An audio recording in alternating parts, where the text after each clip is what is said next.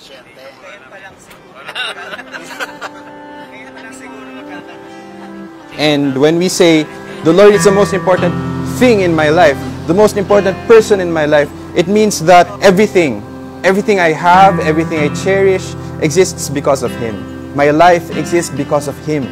You are the light. You are the light in the darkness. You are the light. Hello, AJ fam!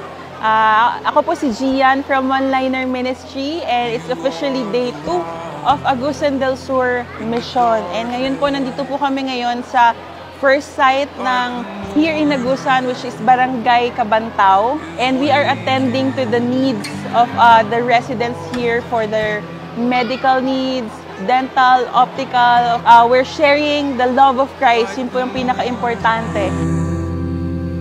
Is breaking in my heart.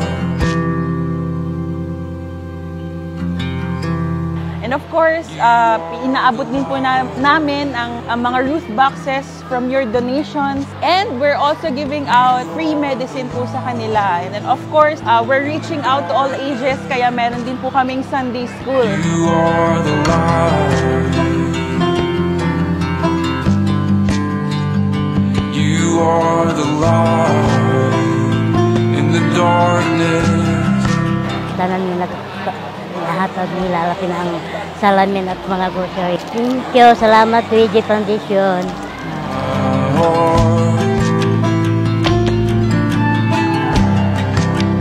Mugahan si katong kay kuan ama kitambal sakit na kuan pulmonya.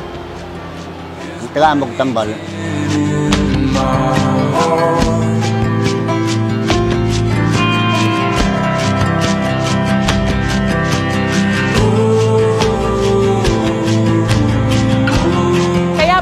We are urging everyone to continuously pray with us as we go along this mission. Meron pa po tayong day 3, day 4 in Barangay Santa Cruz and Barangay Silovia. So we hope sasamahan niyo po kami sa aming mga activities, and we hope to see you there. God bless you! Hi po, ako po si Majin Interio. Napapasalamat po ako sa WD Foundation. Sana po marami pa po kayong matulungan at God bless po. God bless.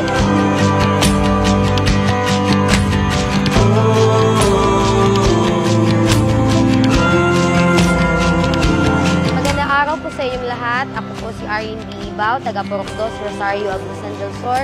We are happy and glad na nandito po ang taga WG Foundation para po tulungan kami sa aming medical, optical, and dental. Para po sa akin, nagpapasalamat po ako dahil sa tulong po nila, nalaman ko po na kung ano po yung mga posibleng sakit ko at nabigyan din po nila ako ng vitamins para po sa akin. So once again, thank you and God bless you po.